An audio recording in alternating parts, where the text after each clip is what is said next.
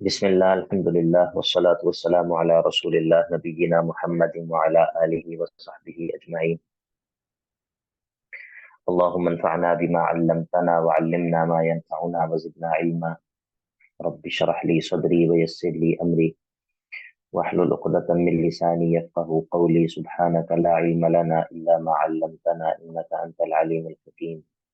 رب يسر ولا تعسر وتمم بالخير وبك نستعين. أعوذ بالله من الشيطان الرجيم. بسم الله الرحمن الرحيم. يا أيها المدثر قم فأنذر وربك فكبر وثيابك فطهر والرجز فاهجر ولا تمنن تستكثر ولربك فاصبر.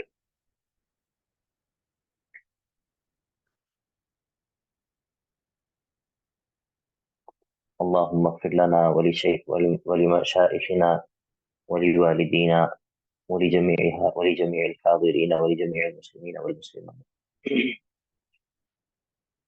اللهم اغفر لنا وارحمنا وعافك رقابنا من النار. اللهم وفقنا لما تحب وترضى.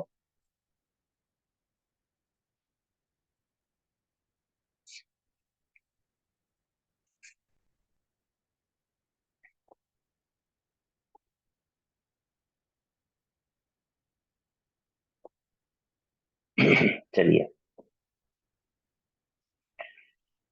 ہم نے آج سورہ مدثر شروع کرنی ہے اللہ تعالیٰ کی توفیق سے، اور یہ جو دونوں صورتیں ہیں سورہ مزمل اور سورہ مدثر، ان دونوں کا آپس میں بہت گہرا تعلق ہے مضامین کے اعتبار سے، اور ظاہر ترتیب کے اندر بھی دونوں ایک دوسرے سے متصل ہیں. تو اپنے نزول کے اعتبار سے جو سورہ مدثر ہے یہ قرآن مجید میں دوسرے نمبر پر نازل ہونے والی صورت ہے.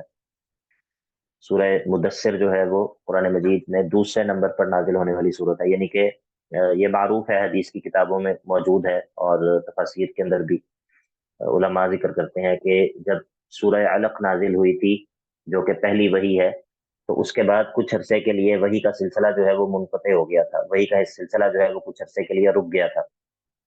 اور پھر ایک دن اللہ کے نبی علیہ الصلوۃ والسلام دوبارہ پہاڑ سے جو غار حرا سے واپس آ رہے تھے، تو آپ کو جو ہے وہ جبریل اپنی اصل شکل میں دکھائی دیے، اور پھر آپ پریشان ہو گئے کیونکہ آپ نے ان کو ان کی اصل شکل میں دیکھا، تو ظاہر ہے کہ اس کی ہیبت سے آپ پریشان ہو گئے، گھر آ گئے، اور پھر آپ نے کہا دستیرونی دستیرونی، اور آپ جو ہے وہ چادر اوڑھ کر لیٹ گئے. پھر جو ہے وہ وحی کا سلسلہ شروع ہوا، یا ایھا المدثر. اچھا، ایک بات جو ہے وہ ذہن میں رکھیں کہ جب ہم صورتوں کے نزول کے بارے میں بات کرتے ہیں نا، کہ یہ صورت فلاں جگہ پر نازل ہوئی، یہ صورت فلاں موقع پر نازل ہوئی، تو اس سے عموماً اس سے مراد صورت کا ابتدائی حصہ ہوتا ہے. صورت کا ابتدائی حصہ ہوتا ہے، یعنی کہ یہ بہت زیادہ ممکن ہے کہ صورت کا ابتدائی حصہ جو ہے وہ کسی اور موقع پہ نازل ہوا ہو، اور اس کے اندر اس کا آخری حصہ یا اس کا درمیانہ حصہ جو ہے وہ کسی اور موقع پر کسی اور جگہ پر نازل ہوا ہو. اسی لیے آپ کو معلوم ہے کہ جب ہم بات کرتے ہیں کہ سورہ علق جو ہے وہ سب سے پہلے نازل ہوئی ہے، تو کیا پوری سورہ علق جو ہے وہ سب سے پہلے نازل ہونے والی صورتوں میں سے ہے؟ تو ظاہر ہے کہ ایسا نہیں ہے، بلکہ وہ جو سورہ علق کی جو پہلی 5 آیات ہیں، اصل میں وہ ہیں جو کہ سب سے پہلے نازل ہونے والی وہی ہے. سب سے پہلے نازل ہونے والی وحی جو ہے. تو اسی لیے یہ سورہ مدثر کا بھی یہی معاملہ ہے کہ عموماً ہم یہ کہہ دیتے ہیں کہ یہ قرآن مجید میں جو ہے وہ پہلے نمبر پر نازل ہوئی ہے صورت، یا یہ دوسرے نمبر پر جو ہے وہ نازل ہوئی ہے. لیکن اس سے مراد جو ہے وہ کیا ہوتا ہے؟ اس سے مراد یہ ہے کہ اس صورت کا جو ابتدائی حصہ ہے وہ دوسرے نمبر پر نازل ہوا ہے. یہ صورت جو ہے وہ مکی ہے، جیسا کہ ہم نے ذکر کیا ہے، اور اس کے بعد یہ ہے کہ اس صورت کے اس نام کے علاوہ کوئی اور نام بھی وارد نہیں ہے، کیونکہ یہ صورت سورہ مدثر کے نام سے ہی جانی جاتی ہے، اس کے علاوہ اس کا کوئی اور نام جو ہے وہ ذکر نہیں ہوا. صورت کا ربط سورہ مزمل کے ساتھ کئی اعتبار سے ہے. سورہ مزمل، سورہ مدثر کا ربط اور تعلق سورہ مزمل کے ساتھ کئی اعتبار سے ہے، اور اس میں سے آسان ترین بات یہ ہے، آسان ترین بات یہ ہے کہ سورہ مزمل میں بات کس چیز کی تھی؟ سورہ مزمل کے شروع میں بات کی تھی کہ قم اللیل الا قلیلا، رات کی بات کی تھی، سورہ مزمل میں رات کی بات کی تھی، تو رات جو ہے وہ کس کام کے لیے ہے؟ ہاں یا جماعت الخیر؟ سر قرآن کے ساتھ قیام کرنے کے لیے صورت میں جو ہے۔ ماشاء اللہ۔ احسان الہی ظہیر بھائی نے لکھا ہے آرام کے لیے۔ سر عمومی آپ پوچھ رہے ہیں یا پھر جو اس صورت میں ذکر کیا؟ ظاہر ہے صورت کے کانٹیکسٹ میں پوچھ رہا ہوں۔ جی سر قیام کے لیے۔ ہاں، یعنی کہ رات جو ہے وہ رات کو قرآن پڑھنے کے لیے ہے، یعنی کہ سورہ مزمل کے شروع میں جو بات ہوئی ہے اس کی بات کر رہا ہوں نا۔ اللہ کے بندو تھوڑا سا سمجھا بھی کرو کہ کس سیاق میں بات ہو رہی۔ احسان بھائی آپ نے تو پریشان کر دیے۔ میں یہ بات کر رہا ہوں کہ سورہ مزمل کے شروع میں جو بات ہوئی ہے، یا ایھا المزمل قم اللیل الا قلیلا نصفہ او انقص منہ قلیلا او زد علیہ ورتل القرآن ترتیلا، تو سورہ مزمل کے شروع میں کہا کہ رات جو ہے وہ ہے، آپ نے رات میں قرآن مجید کی تلاوت کرنی ہے قیام میں۔ اب سورہ مدثر میں بتائے گا کہ دن میں کیا کرنا ہے، دن میں کیا کرنا ہے، یا ایھا المدثر قم فانذر وربک فکبر وثیابک فطہر۔ آپ کو بات کی سمجھ آئی یا نہیں آئی؟ جی سر آگے۔ ہاں، رات کو علم حاصل کرنا ہے، دن کو عمل کرنا ہے، ٹھیک ہے؟ رات کو قیام میں قرآن مجید کی تلاوت کرنی ہے، اور دن کو اس قرآن کو آگے پہنچانا ہے۔ رات کو اللہ تعالیٰ کے سامنے کھڑے ہو کے اس کی آیات کی تلاوت کرنی ہے، تو دن کو لوگوں کو اس قرآن کے ذریعے جو ہے وہ خبردار کرنا ہے۔ سورہ مزمل کے اندر تلاوت کی بات کی، اب یہاں پر جو ہے وہ انذار کی بات کرے گا کہ اب آپ خبردار کر دیں لوگوں کو۔ یہ آسان ترین ربط ہے، آسان سی بات ہے۔ اس کے علاوہ کئی اعتبار سے اور بھی ربط علماء بیان کرتے ہیں۔ مثال کے طور پر علماء کہتے ہیں کہ سورہ مزمل کے اندر اہل قرآن کی 3 جماعتوں کا ذکر کیا۔ اہل قرآن کے یعنی کہ قرآن مجید کو پڑھنے والے لوگ 3 طرح کے ہوں گے۔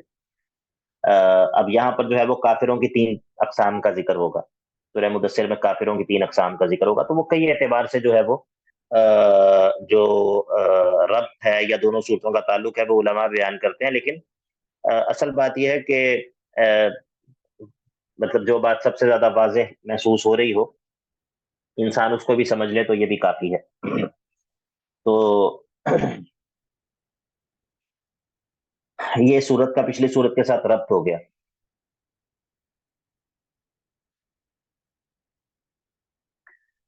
سعد سلیم بھائی، ماشاء اللہ، سعد سلیم بھائی بتائیں گے کہ کیا ربط ہے دونوں صورتوں کا؟ ماشاء اللہ آج آپ کلاس میں تشریف لائے ہیں۔ السلام علیکم۔ وعلیکم السلام ورحمۃ اللہ۔ اچھا، اس کا ربط اس طرح سے تھا کہ جو سورت مزمل تھی اس کے اندر رات کا ذکر ہے، اور رات کو قرآن کی تلاوت کے لیے کہا گیا ہے قیام میں، اور اب اس صورت میں جو ہے وہ بتایا جائے گا کہ دن میں کیا کرنا ہے، دن میں عمل کرنا ہے۔ صحیح ہے، بارک اللہ فیک۔ یہ پچھلی کلاسز بھی آپ لے رہے ہیں یا بس ایسے ہی ہے کام؟ نہیں نہیں، لے رہے ہیں اور لینے بھی ہیں ابھی کچھ۔ صحیح ہے، بارک اللہ فیک۔ یہ جو ہمارے ساتھ سلیم بھائی ہیں، اصل میں یہ جو پورا دورہ ہے اس کے پیچھے اللہ تعالیٰ ان کو جزائے خیر دے، ان کا مشورہ تھا۔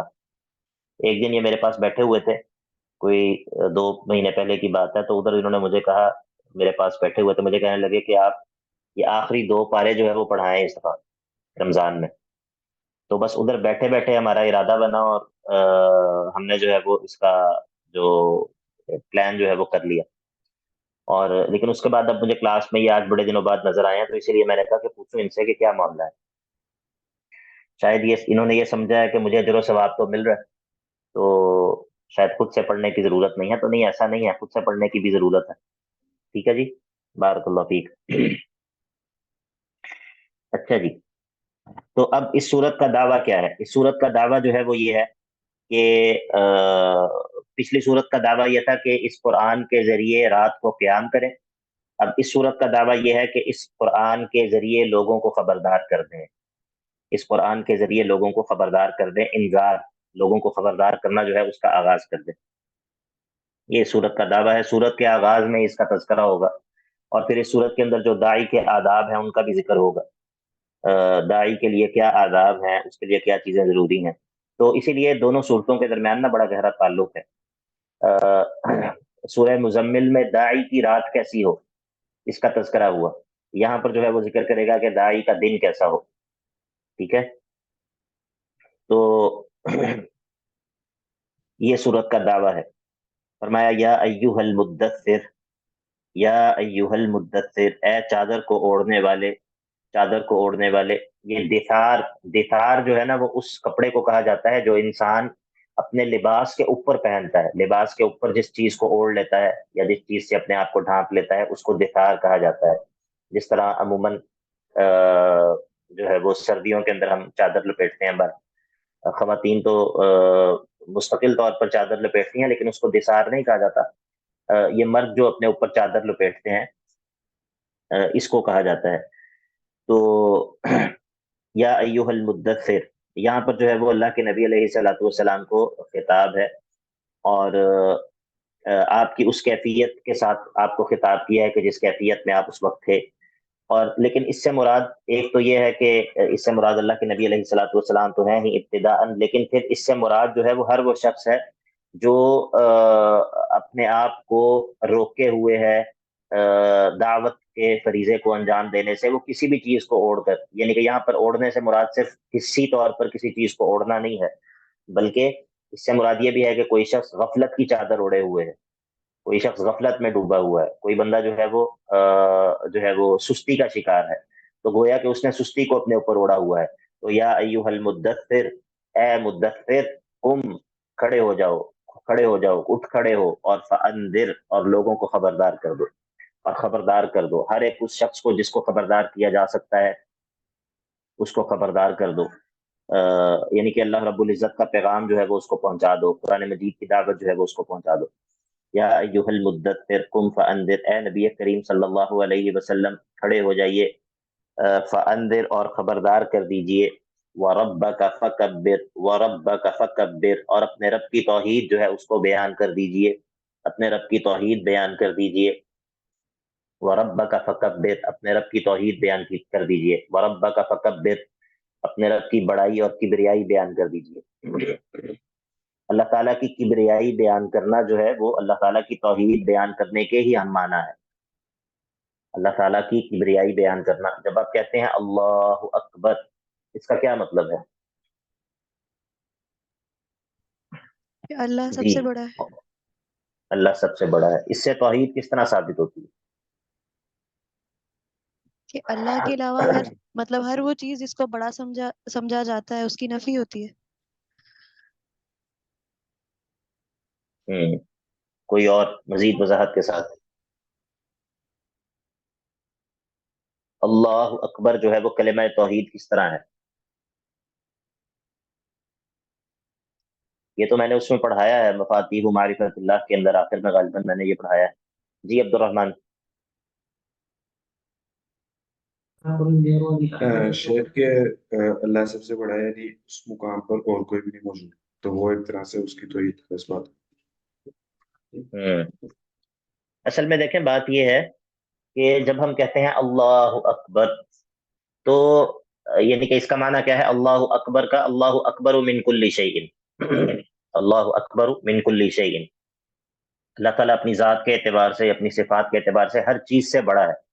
اب اس کا مطلب یہ ہے کہ اس کے علاوہ جو کچھ بھی ہے، اس کے علاوہ جو کچھ بھی ہے اس میں ایک طرح کا نقص اور کمی جو ہے وہ پائی جاتی ہے۔ جب اللہ تعالیٰ سب چیزوں سے بڑا ہے، اپنی ذات کے اعتبار سے، صفات کے اعتبار سے، عظمت کے اعتبار سے، تو اس کا مطلب ہے کہ اس کے علاوہ جو کچھ بھی ہے اس میں ایک نقص جو ہے وہ پایا جاتا ہے۔ یہاں تک بات سمجھ آ گئی یا نہیں؟ جی سر. ہاں، تو جب وہ اللہ تعالیٰ کے علاوہ جو کچھ بھی ہے اس میں یہ نقص جب پایا جاتا ہے تو اس کا مطلب ہے کہ وہ معبود نہیں ہو سکتا، کیونکہ جس چیز میں نقص پایا جاتا ہو، کمی پائی جاتی ہو، وہ تو عبادت کے لائق نہیں ہے نا، وہ تو عبادت کے لائق نہیں ہے. عبادت کے لائق تو اس کو ہونا چاہیے کہ جو جس کی صفت جو ہے وہ یہ ہو کہ وہ سبحان ہو. آپ کو بات سمجھ آ گئی یا نہیں؟ جی سر آگے. جی سر سمجھ آ. اللہ کے بندو، یہ جو کلمات ہیں، میں یہ بات کئی دفعہ سمجھاتا ہوں اپنے بھائیوں کو بھی، دوستوں کو بھی.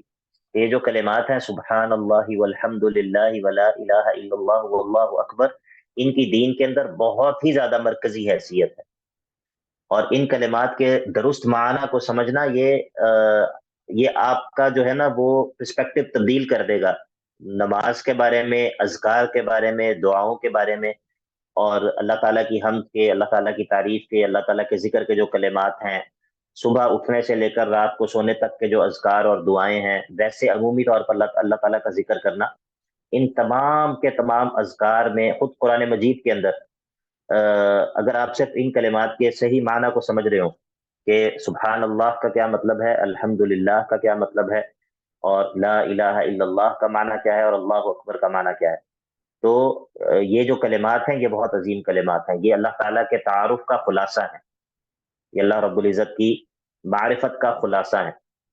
اسی لیے ان کو ہم نے نام دیا تھا مفاتیح معرفت اللہ. یہ اللہ تعالیٰ کی معرفت کی کنجیاں ہیں، اللہ تعالیٰ کی معرفت کی چابیاں ہیں. ٹھیک ہے، تو اسی لیے ان کلمات کا جو ہے وہ فہم بہت قیمتی چیز ہے. تو فرمایا یا ایھا المدثر قم فانذر، کھڑے ہو جائیے، اب خبردار کر دیجئے، وربک فکبر، اور اپنے رب کی کبریائی بیان کیجئے، اپنے رب کی جو بڑائی ہے اس کو اپنے ذہن میں مستحضر رکھیں. وربک فکبر، یہ داعی کا پہلا ادب ہے. پہلا ادب داعی کے لیے یہ ہے کہ وہ اللہ تعالیٰ کی کبریائی اور اللہ تعالیٰ کی عظمت کو اپنے دل میں مستحضر رکھے، اور اللہ تعالیٰ کی توحید کو اپنے دل میں مستحضر رکھے. کیونکہ جب اس کے دل میں اللہ تعالیٰ کی عظمت مستحضر ہوگی، اس کے دل میں اللہ تعالیٰ کی عظمت جو ہے وہ موجود ہوگی، ہر وقت حاضر ہوگی، تو وہ کسی بھی اور سے مرعوب نہیں ہوگا، کسی بھی اور سے وہ ڈرے گا نہیں. وہ اس دعوت کے بیان میں مداہنت اور کمپرومائز سے کام نہیں لے گا، کیونکہ اس کی نظر میں اور کوئی جو ہے وہ اس قابل نہیں ہوگا کہ اس سے بھی انسان جو ہے وہ ڈرے، یا اس سے بھی انسان جو ہے وہ اس کی خوشنودی چاہتے ہوئے دعوت کے اندر کوئی کمی پیشی کرے. نہیں، وربک فکبر، تو داعی کے دل میں سب سے بڑھ کر جو ہے وہ اللہ رب العزت کی عظمت مستحضر ہونی چاہیے. وثیابک فطہر، اور اپنے لباس کو جو ہے وہ پاک صاف کر لیجئے، اپنے لباس کو پاک صاف رکھیے. یہاں پر لباس سے دونوں طرح کا لباس مراد ہے، حسی لباس بھی اور معنوی لباس بھی. حسی لباس تو یہ ہے کہ جو انسان اپنے اوپر جو ہے وہ پہنے ہوئے ہوتا ہے، اور معنوی طور پر اس سے مراد جو ہے وہ انسان کا کردار ہے، اس سے مراد انسان کا اخلاق ہے، اس سے مراد انسان کی سیرت ہے. وثیابک فطہر، یہ داعی کا دوسرا ادب ہے کہ وہ ظاہری اور باطنی طور پر جو ہے وہ طہارت کا اہتمام کر لے. اور وثیابک فطہر، اور والرجز فاہجر، اور گندگی کو چھوڑ دیجئے، گندگی کو ترک کر دیجئے، گندگی سے دوری اختیار کیے رکھیے. یہاں پر الرجز فاہجر میں رجز سے مراد شرک ہے، شرک اور اہل شرک ہے، شرک اور اہل شرک سے جو ہے وہ دوری اختیار کیجئے، ان کو چھوڑ دیجئے. اور ولا تمنن تستکثر، اور یہ جو دعوت ہے اس دعوت کو پہنچا کر لوگوں پر احسان مت سمجھیے کہ آپ اس کے بدلے لوگوں سے کچھ جو ہے وہ کچھ کثرت جو ہے وہ طلب کرتے ہوں. یعنی کہ یہ دعوت جو ہے یہ آپ کی ذمہ داری ہے، یہ آپ کی ذمہ داری ہے. آپ اس دعوت کے ذریعے لوگوں سے کسی بدلے کی توقع بھی مت رکھیں. اس دعوت کو پہنچانے کے ذریعے لوگوں سے کسی بدلے کی توقع بھی مت رکھیں. تو داعی کو جو ہے وہ بے غرض ہونا چاہیے، بے غرض. اس کو یعنی کہ لوگوں سے کسی بدلے کی توقع نہیں رکھنی چاہیے. ولا تمنن تستکثر یا ایھا المدثر قم فانذر وربک فکبر وثیابک فطہر والرجز فاہجر ولا تمنن تستکثر ولربک فاصبر، اور اپنے رب کی خاطر جو ہے وہ صبر کیجئے. کیونکہ جب آپ یہ کام کریں گے، جب آپ لوگوں کو خبردار کریں گے، لوگوں کو ڈرائیں گے، تو اس کے نتیجے میں آپ کو مخالفت کا سامنا کرنا پڑے گا، اس کے نتیجے میں آپ کو پریشانی کا سامنا کرنا پڑے گا. تو آپ نے کیا کرنا ہے، وَلِرَبِّكَ فَاصْبِرْ، صبر کرنا ہے، لیکن صبر اپنے رب کی خاطر کرنا ہے. صبر جو ہے وہ اپنے رب کی خاطر کرنا ہے، کیونکہ کئی مرتبہ صبر اس لیے بھی ہوتا ہے کہ انسان کچھ کرنے کے قابل نہیں ہوتا. ہاں، اس صبر کی اس قسم کا آپ کو پتہ ہے؟ جی سر. ہوں یہ وہ ہوتا ہے کہ جب انسان سے کچھ نہیں ہو سکتا پھر وہ کہتا ہے میرا صبر ہی ہے، پھر میرا صبر ہی ہے. ٹھیک ہے، تو یہ صبر ہے، اس کو صبر کہہ سکتے ہیں. نہیں سر. نہیں سر. ہاں، یہ صبر نہیں ہوتا.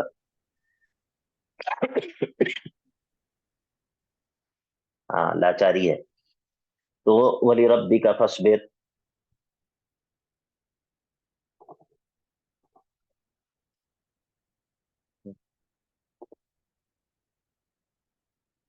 بند کر دیں دروازہ.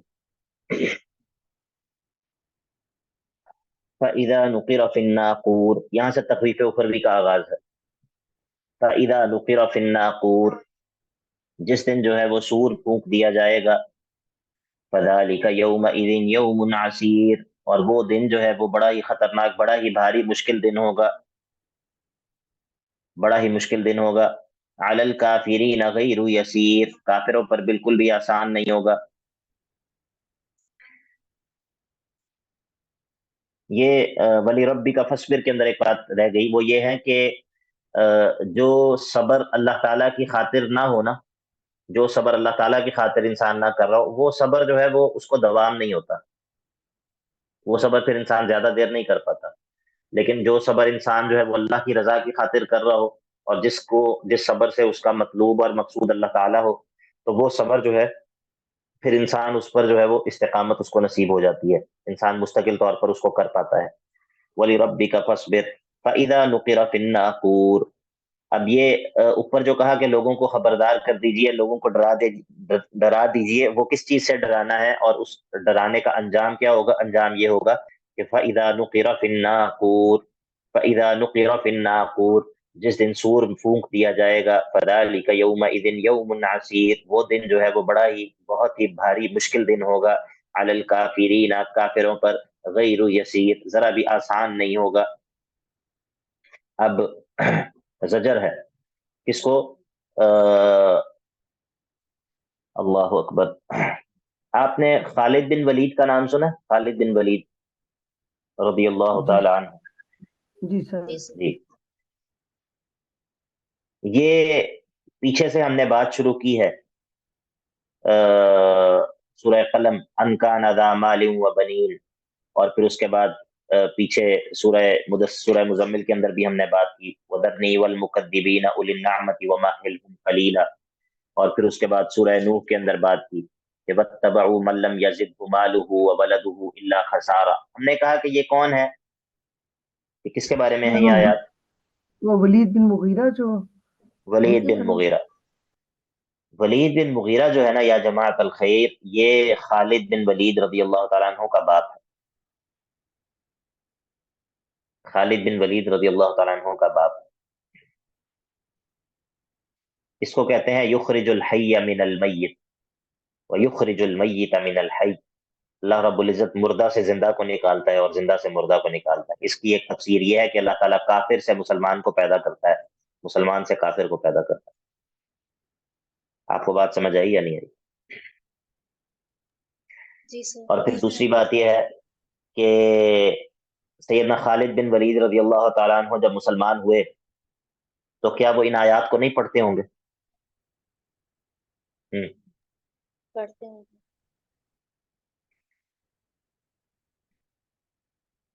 جو ابو لہب ہے نا، ابو لہب کی اولاد میں غالباً 3 یا 5 لوگ ایسے ہیں جو مسلمان ہوئے ہیں، لڑکیاں بھی اور لڑکے بھی. تو میرے ذہن میں نہیں ہے کہ 3 ہیں یا 5 ہیں، لیکن وہ مسلمان ہوئے ہیں.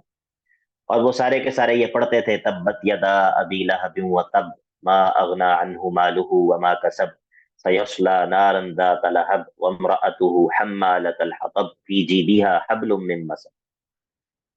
کیونکہ جو ایمان کی خاطر اور اللہ تعالیٰ کی خاطر دوستی اور دشمنی ہے، اللہ تعالیٰ کی خاطر محبت اور اللہ تعالیٰ کی خاطر نفرت، یہ خون کے رشتوں سے پہلے ہے، یہ خون کے تعلقات پر مقدم ہے.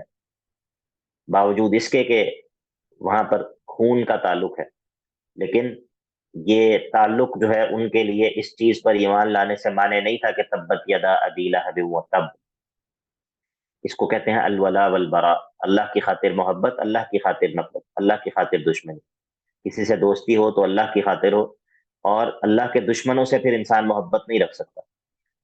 اللہ تعالیٰ کی محبت کا تقاضا یہ ہے کہ اللہ تعالیٰ سے محبت ہو، جس سے اللہ تعالیٰ محبت رکھتا ہے اس سے محبت ہو، اور جو اللہ تعالیٰ کے دشمن ہیں، اللہ تعالیٰ کے باغی ہیں، اللہ تعالیٰ سے دشمنی مول لینے والے ہیں،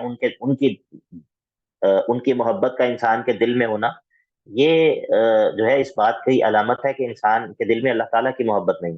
اس کو کہتے ہیں الولا والبراء. آپ کو بات سمجھ آ گئی یا نہیں؟ جی سر. ہاں، یہ دین کی بنیاد ہے، دین کی بہت اہم بنیاد ہے یہ.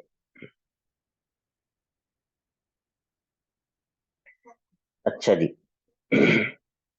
تو یہ دیکھیں، یہ بات یہاں سے میرے ذہن میں آئی کہ ولید بن مغیرہ جو ہے، اس کی قرآن مجید اس کو ایک ایگزامپل کے طور پہ پیش کرتا ہے، ایک مثال کے طور پر پیش کرتا ہے کہ یہ حق کے جو مخالفین ہوتے ہیں یہ اس طرح کے ہوتے ہیں کہ ان کے پاس بڑا مال ہوتا ہے، بڑا کچھ ہوتا ہے، اور یہ کس طرح حق کی مخالفت کرتے ہیں. ابھی آگے دیکھیے گا یہاں پر قرآن مجید کیا اس کا وصف بیان کرتا ہے. لیکن آپ یہ دیکھیں کہ اللہ رب العزت نے اس کافر سے جو ہے وہ اولاد پیدا کی کہ جس کے ذریعے اللہ تعالیٰ نے اسلام کی جو ہے وہ نصرت کی. تو یخرج الحی من المیت، اللہ تعالیٰ مردہ سے زندہ کو نکالتا ہے. تو فرمایا کہ درنی مجھے چھوڑ دیجئے، ومن خلقت وحیدا، اور مجھے اور اس کو چھوڑ دیجئے کہ جس کو میں نے تنہا پیدا کیا تھا. یعنی کہ جب اس کو میں نے پیدا کیا تو وہ تنہا تھا، اس کے ساتھ اور کچھ بھی نہیں تھا، نہ اس کے ساتھ مال تھا، نہ اس کے ساتھ اولاد تھی، کچھ بھی نہیں تھا اس کے پاس. درنی مجھے اس کے ساتھ چھوڑ دیجئے کہ جس کو میں نے پیدا کیا تھا، جب اس کو میں نے پیدا کیا تھا تو وہ تنہا تھا. وجعلت له مالا ممدودا، اور پھر میں نے اس کو لمبا چوڑا مال جو ہے وہ عطا کیا تھا. وبنین شہودا، اور بیٹے عطا کیے تھے جو اس کے ساتھ حاضر ہوتے تھے محفلوں میں، مجالس میں اور سفروں میں، اور جنگ کے موقع پر وہ بیٹے اس کے ساتھ حاضر ہوتے تھے. وبنین شہودا ومہدت له تمہیدا، اور دنیاوی آسائش کا لمبا چوڑا سامان اس کو ہم نے جو ہے وہ مہیا کیا تھا. اب ثم یطمع ان ازید، اور پھر اس کی خواہش یہ ہے کہ اس کو اور دیا جائے، اس کی یہ خواہش یہ ہے کہ اس کو اور بھی دے دیا جائے. کلا کلا، بس ہرگز نہیں، ہرگز نہیں، اب اور نہیں ملے گا. کیونکہ اللہ تعالیٰ کی نافرمانی اور اللہ تعالیٰ کی بغاوت کے نتیجے میں یہ ناشکری ہے، تو ناشکری کے نتیجے میں پھر اللہ تعالیٰ نعمتوں کو سلب کر لیتا ہے. یا پھر اس سے مراد یہ ہے کہ یہ طمع رکھتا ہے کہ آخرت میں اس کو اور بھی دیا جائے، آخرت میں بھی اس کو اسی طرح نوازا جائے، جس طرح سورہ مریم کے اندر ہے کہ افرأیت الذی کفر بآیاتنا وقال لأوتین مالا وولدا اطلع الغیب ام اتخذ عند الرحمن عہدا کلا سنکتب ما یقول ونمد له من العذاب مدا ونرثه ما یقول ویأتینا فردا. کیا آپ نے اس شخص کو نہیں دیکھا جو یہ کہتا ہے کہ آخرت میں بھی مجھے مال اور بیٹے جو ہے وہ دیے جائیں گے، کیونکہ دنیا کے اندر یہ سب کچھ مجھے ملا ہے.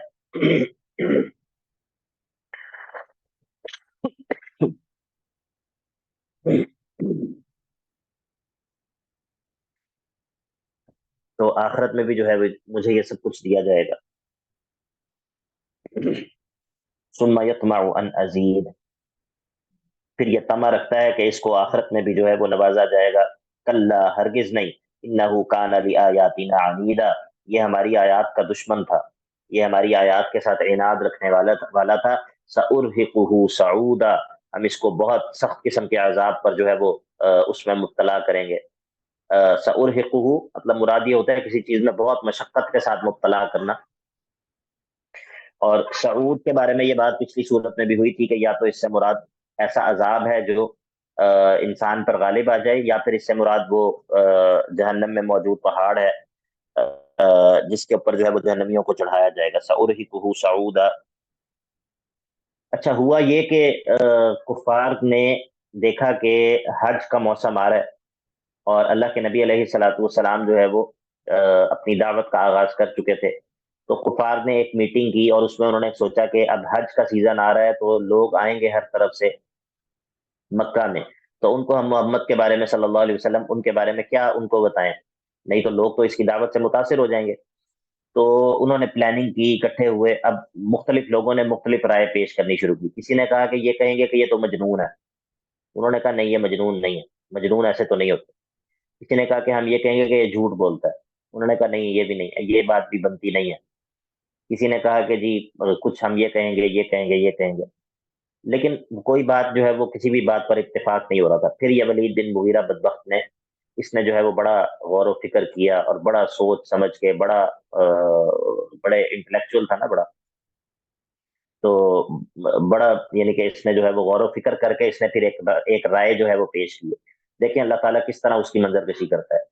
انہو فکر وقدر، اس نے جو ہے وہ غور کیا، اس نے غور و فکر کیا اور اندازہ لگایا.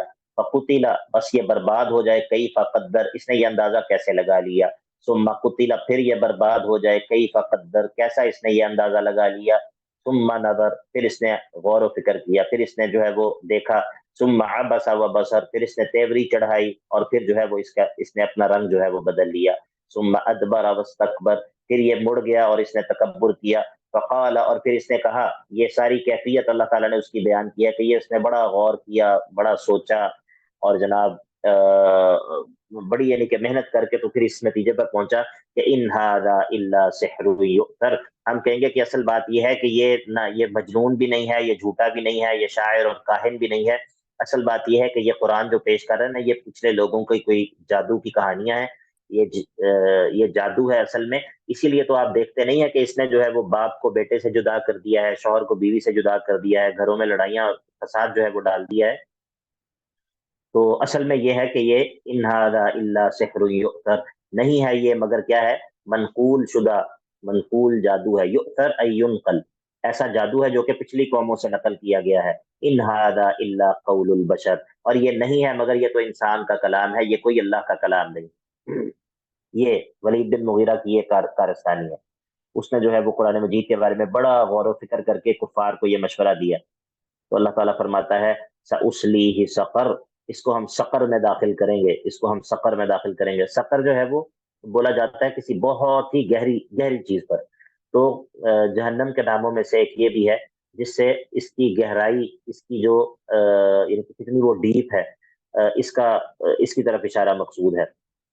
سأصلیہ سقر، ہم اس کو سقر میں داخل کریں گے. وما ادراک ما سقر، تمہیں کیا پتا کہ سقر کیا چیز ہے. لا تبقی ولا تذر، لا تبقی ولا تذر، یہ نہ باقی رکھتی ہے نہ ہی چھوڑتی ہے. لا تبقی ولا تذر، یہ نہ باقی رہنے دیتی ہے اور نہ ہی چھوڑتی ہے.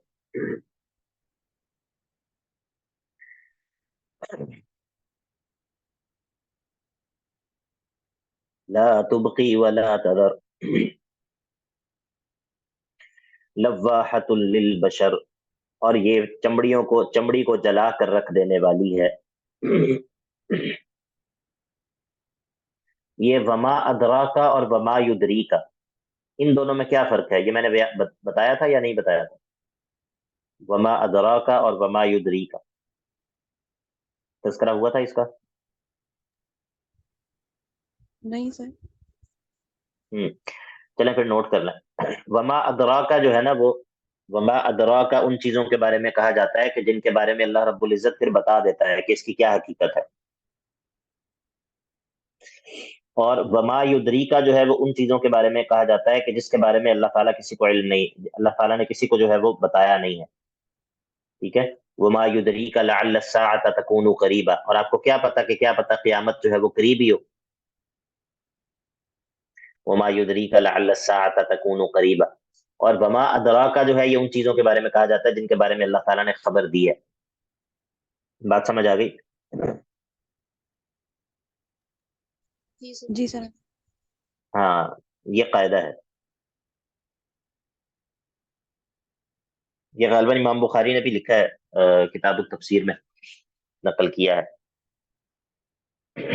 بخاری میں. اچھا جی. وما ادراک ما سقر، آپ کو کیا خبر کہ سقر کیا چیز ہے. لا تبقی ولا تذر، یہ نہ باقی رکھتی ہے نہ ہی چھوڑتی ہے، یعنی کہ یہ نہ بندے کو باقی رہنے دے گی نہ اس کو چھوڑے گی. لواحۃ للبشر، اور یہ چمڑیوں کو جلا کر رکھ دینے والی ہے. علیہا 19، اور اس پر جو ہے وہ 19 فرشتے ہیں. 19 فرشتے جو ہے وہ اس پر معمور ہیں. وما جعلنا اصحاب النار الا ملائکۃ وما جعلنا عدتهم الا فتنة للذین كفروا ليستيقن الذين اوتوا الكتاب ويزداد الذين آمنوا ایمانا ولا يرتاب الذين اوتوا الكتاب والمؤمنون وليقول الذين في قلوبهم مرض والكافرون ماذا أراد الله بهذا مثلا كذلك يذل الله من يشاء ويهدي من يشاء وما يعلم جنود ربك إلا هو وما هي إلا ذكرى للبشر. یہ دیکھیں سورت کے درمیان میں کیسی آیت آ گئی کہ اس سے پہلے بھی چھوٹی چھوٹی آیات ہیں، اس کے بعد بھی چھوٹی چھوٹی آیات ہیں، لیکن یہ درمیان میں عجیب آیت آ گئی لمبی سی. تو اب جب اللہ رب العزت نے فرمایا کہ علیہ 19 کہ اس پر جو ہے وہ 19 فرشتے ہم نے مقرر کر رکھے ہیں، تو اب اللہ تعالیٰ بتائے گا کہ یہ 19 کی عدد کے پیچھے کیا وجہ ہے، 19 کی عدد کے پیچھے کیا حکمت ہے. فرمایا وما جعلنا اصحاب النار الا ملائکۃ، نہیں ہم نے بنایا یہ جہنم کے داروغوں کو مگر یہ فرشتے ہیں، اور وما جعلنا عدتهم، اور نہیں ہم نے بنایا ان کی گنتی کو الا فتنۃ للذین کفروا، کافروں کے لیے یہ آزمائش ہے، لیستیقن الذین اوتوا الکتاب، تاکہ اہل کتاب کو تو جو ہے وہ یقین آ جائے، اہل کتاب کو یقین آ جائے کہ واقعتاً قرآن جو ہے وہ وحی ہے، کیونکہ یہی عدد جو ہے وہ ان کی کتابوں کے اندر بھی ذکر ہوا ہے. اور وَيَزْدَادَ الَّذِينَ آمَنُوا ایمانا، اور اس عدد کے ذریعے جو ایمان والے ہیں وہ ایمان میں اور بھی بڑھ جائیں. وَلَا يَرْتَابَ الَّذِينَ أُوتُوا الْكِتَابَ وَالْمُؤْمِنُونَ، اور جو اہل کتاب اور ایمان والے ہیں وہ تو شک میں نہیں پڑیں گے. اور وَلِيَقُولَ الَّذِينَ فِي قُلُوبِهِم مَّرَضٌ وَالْكَافِرُونَ مَاذَا أَرَادَ اللَّهُ بِهَذَا مَثَلًا، لیکن جو کافر ہیں اور جن کے دلوں میں مرض ہے وہ کیا کہیں گے، وہ کہیں گے کہ آخر یہ اس کے ذریعے اللہ تعالیٰ نے کیا ارادہ کیا ہے، 19 کی عدد کی کیا سائنس ہے، 19 کی عدد کی کیا جو ہے وہ حکمت ہے. كَذَلِكَ يُضِلُّ اللَّهُ مَن يَشَاءُ وَيَهْدِي مَن يَشَاءُ، اسی طرح اللہ تعالیٰ جس کو چاہتا ہے اس کی جو ہے وہ اس کو گمراہ کر دیتا ہے، وَيَهْدِي مَن يَشَاءُ جس کو چاہتا ہے اس کو ہدایت دے دیتا ہے. وَمَا يَعْلَمُ جُنُودَ رَبِّكَ إِلَّا هُوَ، اور آپ کے رب کے جو لشکر ہیں ان کی حقیقت اور ان کی کیفیت کو اللہ کے علاوہ کوئی جانتا بھی نہیں ہے. وَمَا هِيَ إِلَّا ذِكْرَىٰ لِلْبَشَرِ، اور یہ جو کتاب ہے یہ بشریت کے لیے جو ہے وہ ایک نصیحت ہے اور اس کے علاوہ اور کچھ نہیں ہے. دیکھیں اللہ رب العزت کے بہت سارے احکام اور اللہ تعالیٰ کی بہت ساری اخبار، اس بات کو اچھی طرح سمجھ لیں. اللہ تعالیٰ کے بہت سارے احکام اور اللہ تعالیٰ کی بہت ساری اخبار، یہ دین جو ہے نا یہ دو ہی چیزوں کا نام ہے، یا تو اس میں احکام ہوتے ہیں اوامر اور نواہی، اور یا پھر اخبار ہوتی ہیں رپورٹس. بہت سارے احکام اور بہت ساری اخبار کا مقصد صرف یہ ہوتا ہے کہ اللہ تعالیٰ یہ دیکھنا چاہتا ہے کہ کون اس کو مانتا ہے اور کون نہیں مانتا.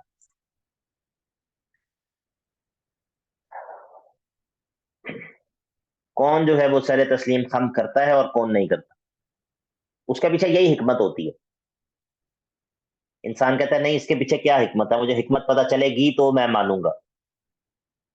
اس کے پیچھے یہ حکمت بھی ہو سکتی ہے کہ کون جو ہے وہ مانتا ہے اور کون جو ہے وہ یہ کہتا ہے کہ نہیں جب مجھے حکمت پتہ چلے گی تو پھر میں مانوں گا.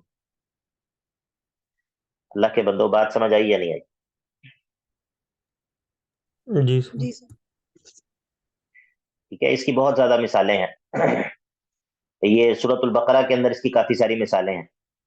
مثال کے طور پر وہ جو سورہ بقرہ کا آخری رکوع ہے اس کے پیچھے بھی اس کا شان نزول بھی یہی ہے کہ جب اللہ تعالیٰ نے یہ آیات نازل کی تھی کہ ان تبدوا ما فی انفسکم او تخفوہ یحاسبکم بہ اللہ، تو صحابہ نے جو معاملہ کیا وہ آپ کو معلوم ہے. اسی طرح سورۃ البقرہ کے اندر اور بھی واقعات ہیں اس طرح کے. اور کوئی واقعہ بتائے گا، اور کون سا واقعہ ہے؟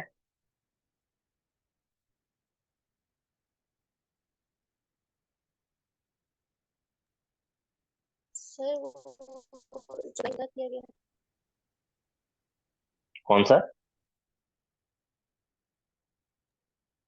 سر بنی اسرائیل کی جو گائے کو ذبح کرنے کا واقعہ ہے.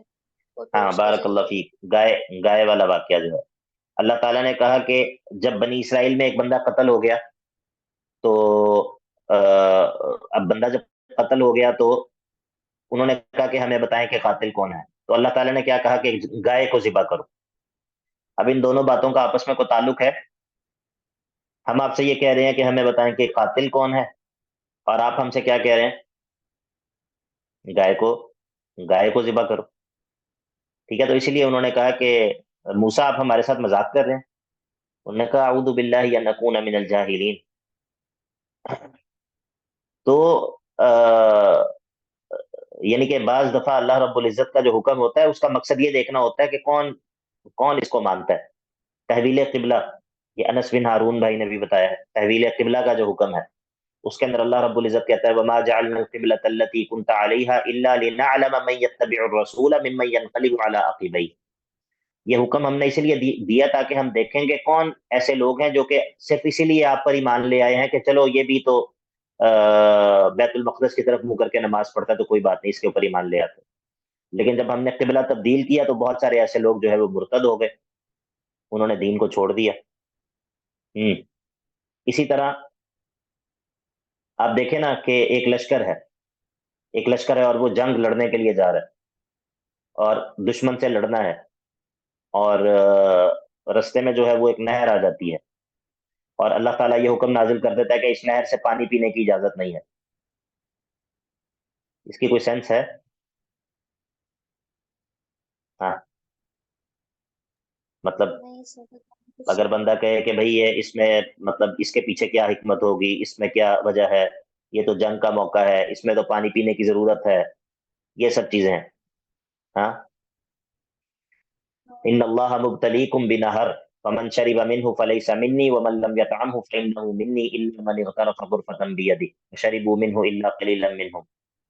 یہ واقعہ بھی تو سورۃ البقرہ کے اندر ہی ہے نا، جالوت والا جو قصہ ہے. تو اسی لیے اللہ کے بندو بعض دفعہ اللہ تعالیٰ کے احکام اور اللہ تعالیٰ کی جو اخبار ہوتی ہیں ان کا مقصد یہ تسلیم کا امتحان لینا ہوتا ہے کہ کون ہے جو کہ اللہ تعالیٰ کے حکم پر سر تسلیم خم کرتا ہے، کون ہے جو کہ اس بات سے فائدہ اٹھاتا ہے اور کون جو ہے وہ اس بات کے ذریعے اپنی گمراہی کا اظہار کر دیتا ہے. تو اللہ تعالیٰ فرماتا ہے کہ یہ ہم نے جو 19 کے عدد تمہیں جو بتایا ہے اس کے ذریعے یہ فائدہ ہوگا کہ جو ایمان والے ہیں ان کے ایمان میں اضافہ ہو جائے گا. ان کے ایمان میں اضافہ کیسے ہوگا؟ ایمان میں اضافہ کیسے ہوگا؟ اللہ کے بتائے ہوئے عدد پہ بس ایمان لے آئیں گے. بارک اللہ فیک. وہ یہ کہیں گے کہ یہ اللہ رب العزت نے بتایا ہے، اس پر ہمارا ایمان ہے، یہ ایمان میں اضافہ ہے، یہ ایمان میں اضافے کا سبب ہے. ٹھیک ہے، اللہ رب العزت نے بتایا ہے کہ 19 کا عدد ہے تو ہم اس پر ایمان لائے، 19 کا عدد ہے. ٹھیک ہے، تو یہ ایمان میں اضافہ اس طرح ہوتا ہے. اور بہت سارے لوگ جو ہے وہ اس کے ذریعے گمراہی کا شکار ہو جائیں گے. وہ کہیں گے نہیں 19 کیوں ہے، 20 کیوں نہیں، 20 اچھا نہیں 21 کیوں نہیں ہے، 19 کیوں ہے. اچھا یہ کیا جہنم تو اتنی بڑی ہے تو کیا 19 داروغے اس کے لیے کافی ہیں؟ اچھا کیا اللہ رب العزت کے پاس جو ہے وہ فرشتوں کی کوئی کمی ہے؟ مطلب یہ ہے کہ بہت سارے لوگ جو ہے وہ اس عدد کے ذریعے گمراہی کا شکار ہو جاتے ہیں. ٹھیک ہے، تو اسی لیے دین کی بنیادوں میں سے ایک بہت اہم بنیاد ہے اللہ تعالیٰ کے اور اللہ تعالیٰ کے رسول کے حکم کے سامنے سر تسلیم خم کرنا. اللہ تعالیٰ کے کی جو اخبار ہیں، رپورٹس ہیں، اللہ تعالیٰ نے جن باتوں کی خبر دی ہے ان کو تسلیم کرنا، اس کے ذریعے جو ہے وہ اس میں کیڑے نہ نکالے انسان. تو فرمایا وما جعلنا اصحاب النار الا ملائکۃ وما جعلنا عدتهم الا فتنة للذین کفروا لیستيقن الذین اوتوا الکتاب ویزداد الذین آمنوا ایمانا. اور ایمان والے جو ہے وہ اپنے ایمان میں اور بھی بڑھ جائیں. ولا يرتاب الذین اوتوا الکتاب والمؤمنون، اور ایمان والے اور اہل کتاب شک میں نہ پڑیں. ولیقول الذین فی قلوبهم مرض، اور وہ لوگ کہیں کہ جن کے دلوں میں بیماری ہے. والکافرون، اور کافر کے ماذا اراد اللہ بہذا مثلا، اللہ تعالیٰ نے اس مثال کے ذریعے کس چیز کا ارادہ کیا ہے؟ كذلك يضل الله من يشاء ويهدي من يشاء. اسی طرح اللہ رب العزت گمراہ بھی کرتا ہے، ہدایت بھی دیتا ہے. وما يعلم جنود ربك الا هو، اور نہیں جانتا آپ کے رب کے لشکروں کو مگر صرف اللہ ہی جانتا ہے. وما هي الا ذکریٰ للبشر، اور نہیں ہے یہ قرآن مگر یہ تو انسانیت کے لیے جو ہے وہ ایک نصیحت ہے. یا پھر یہ سورت مراد ہے یا قرآن مراد ہے. کلا والقمر، ہرگز نہیں، ہمیں چاند کی قسم ہے. واللیل اذ ادبر، اور وہ رات کے جب وہ گزر چلی جاتی ہے. والصبح اذا اسفر، اور صبح کے جب وہ روشن ہو جاتی ہے. انہا لإحدى الکبر، یہ جہنم جو ہے یہ بہت بڑی چیز ہے، یہ جہنم جو ہے وہ بہت بڑی چیز ہے. اس سے مراد جہنم بھی ہو سکتی ہے، اس سے مراد قرآن مجید بھی ہو سکتا ہے، اور اس سے مراد جو ہے وہ نبی صلی اللہ علیہ وسلم کی تکذیب کرنا، آپ کو جھٹلانا بھی ہو سکتا ہے. انہا لإحدى الکبر، یہ بہت ہی بڑی چیز ہے، نذیرا للبشر، اور یہ انسانیت کے لیے جو ہے وہ ایک خبرداری ہے، لمن شاء منکم ان یتقدم او یتأخر، اب جو چاہے وہ آگے بڑھ جائے، جو چاہے جو پیچھے ہو جائے، یہ انسانوں کی اپنی مرضی ہے کہ جو چاہے وہ اللہ تعالیٰ کی طرف جو ہے وہ آگے بڑھ جائے، اور جو چاہے جو ہے وہ لمن شاء منکم ان یتقدم او یتأخر، کل نفس بما کسبت رہینہ، ہر انسان جو ہے وہ گروی ہے، ہر انسان گروی ہے اس چیز کا جو وہ کرے گا، یعنی کہ وہ اس کے بدلے گروی ہے۔ قیامت کے دن جو ہے وہ اگر ایک انسان نے برے اعمال کیے ہوں گے تو قیامت کے دن جو ہے وہ اپنے ان اعمال کے بدلے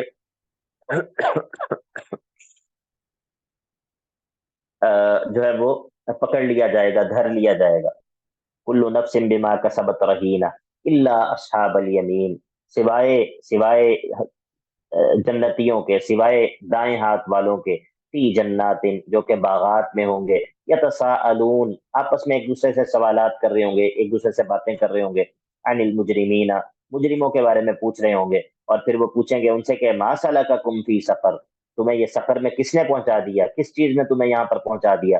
وہ جواب دیں گے قالوا لم نکو من المصلین، ہم جو ہے وہ نماز پڑھنے والوں میں سے نہیں تھے۔ مراد یہاں پر یہ ہے کہ اللہ کی عبادت کرنے والے نہیں تھے، نماز سے اللہ تعالیٰ کی عبادت مراد ہے، لم نکو من المصلین، اور یہ ہے کہ اللہ تعالیٰ کی عبادت بھی، اللہ تعالیٰ کے بارے میں بھی ہمارا معاملہ یہ تھا کہ اللہ کی عبادت بھی نہیں کی، اور یہ ہے کہ اللہ تعالیٰ کی مخلوق کے بارے میں بھی ہم نے جو ہے وہ یعنی کہ یہ بھی اللہ تعالیٰ کی عبادت ہی کی قسم ہے کہ انسان مخلوق کے ساتھ احسان کرے اللہ کی رضا کے لیے۔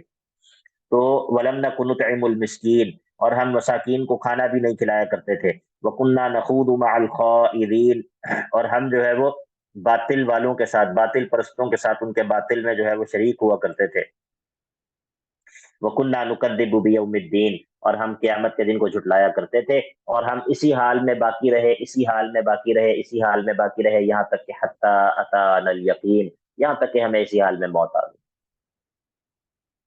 نہ ہم نے اکیلے اللہ کی عبادت کی، نہ ہم نے اللہ کی خاطر اس کی مخلوق کے ساتھ احسان کیا، اور باطل کے اندر لگے رہے، باطل میں لگے رہے، باطل میں اور باطل پرستوں کے ساتھ جو ہے وہ ان کے باطل میں شریک رہے، یہاں تک کہ ہمیں اسی حال پہ موت آ گئی۔ اب معاملہ یہ ہے کہ جب اسی حالت میں موت آ گئی تو فما تنفعهم شفاعت الشافعین، کسی سفارشی کی سفارش بھی آج ان کو کوئی فائدہ نہیں دے گی۔ فما لهم، ان کو کیا ہے، ان کو ہے کیا کہ عن التذکرۃ معرضین، کہ اس قرآن سے، اس نصیحت سے اعراض کر رہے ہیں، ان کو کیا مصیبت ہے کہ اس قرآن سے اعراض کر رہے ہیں، کأنہم حمر مستنفرہ، اس طرح قرآن سے بھاگتے ہیں کہ گویا کہ یہ بدکے ہوئے گدھے ہیں، بدکے ہوئے گدھے ہیں، مستنفرہ، ایسے گدھا جو کہ بدک جاتا ہے، اس طرح کے گدھے ہیں، اور اس طرح کے گدھے کے فرت من قسورہ، کہ گویا کہ انہوں نے شیر کو دیکھ لیا ہو، جس طرح کوئی گدھا شیر کو دیکھ کر جو ہے وہ بدک کے دوڑ جاتا ہے، بھاگ جاتا ہے اور وحشت زدہ ہو جاتا ہے، تو ان کا قرآن کے ساتھ یہ معاملہ ہے، ان کو ہے کیا؟ آخر قرآن نے ان کا بگاڑا کیا ہے؟ آخر قرآن ان کے اوپر اتنا شدید کیوں ہے؟ یہ ہر دور کے اندر باطل پرستوں کا یہی وصف ہے کہ قرآن ان کے اوپر بہت شاق گزرتا ہے، قرآن ان کو جو ہے وہ بڑی تکلیف ہوتی ہے اس سے۔ تو کأنہم حمر مستنفرہ، یہ قرآن سے اس طرح اعراض کرتے ہیں گویا کہ یہ بدکے ہوئے گدھے ہیں، فرت من قسورہ، ایسے گدھے کے جو شیر کو دیکھ کر بھاگ گئے ہوں۔ اصل بات یہ ہے کہ یہ ایمان لاتے کیوں نہیں ہیں؟ ان کے ایمان نہ لانے کا سبب جو ہے وہ حسد ہے، ان کے ایمان نہ لانے کا سبب کیا ہے؟ حسد ہے۔ فرت من قسورہ بل یرید کل امرئ منہم، بل یرید کل امرئ منہم ان یؤتی صحفا منشرہ، ان میں سے ہر ایک یہ چاہتا ہے کہ مجھے کیوں نہیں قرآن دیا گیا، قرآن میرے پر نازل کیوں نہیں ہوا؟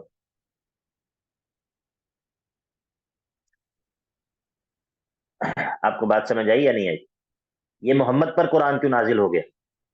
کیا طائف میں اور مکہ کے اندر اس کے علاوہ اور کوئی نہیں تھا؟ اس پر کیوں قرآن نازل ہو گیا؟ میرے پہ کیوں نہیں نازل ہوا؟ یہ کیسے نبی بن گیا؟ بل یرید کل امرئ منہم ان یؤتی صحفا منشرہ، ان میں سے ہر ایک یہ چاہتا ہے کہ ہر ایک کو جو ہے وہ اس کو جو ہے وہ قرآن مجید اس پر نازل ہوتا، وہی جو ہے وہ اس کو دی جاتی۔ کلا، ہرگز نہیں، ایسا نہیں ہوتا۔ بل لا یخافون الآخرہ، اصل بات یہ ہے کہ ان کو آخرت کا کوئی خوف نہیں ہے۔ کلا، باز آ جاؤ، انہ تذکرہ، یہ قرآن جو ہے وہ نصیحت ہے۔ فمن شاء ذکرہ، جو چاہے اس سے نصیحت حاصل کر لے، وما یذکرون الا ان یشاء اللہ، اور یہ نصیحت حاصل نہیں کریں گے مگر یہ کہ اللہ تعالیٰ چاہے، هو اہل التقوی و اہل المغفرہ، اور وہی اس قابل ہے کہ اسی سے ڈرا جائے، اور وہی اس قابل ہے کہ وہ لوگوں کو بخش دے اور معاف کر دے، وہی اس قابل ہے کہ اسی سے ڈرا جائے، وہی اس قابل ہے کہ اسی سے مغفرت کا سوال کیا جائے، کیونکہ وہی بخشنے والا ہے، وہی جو ہے وہ مغفرت کا اہل ہے۔ وصلی اللہ تعالی علی نبینا محمد وعلی آلہ وصحبہ اجمعین۔ جی کوئی سوال ہے تو کر لیں۔